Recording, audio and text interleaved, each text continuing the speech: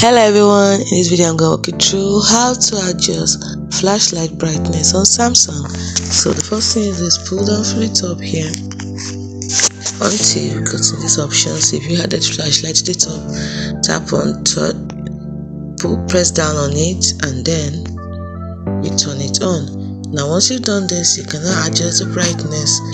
You have level 1, level 2, level 3, level 4, and once it's up to level 4, it can cause low temperature burns when you prolong contact with the skin. So avoid leaving your touch turned on for an extended period.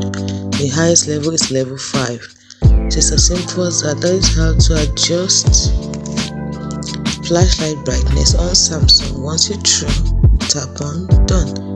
Hope you found this, and if you want to turn it off, simply tap on it. Hope you found this video helpful. If you did, like and subscribe to this channel for more. Thanks for watching.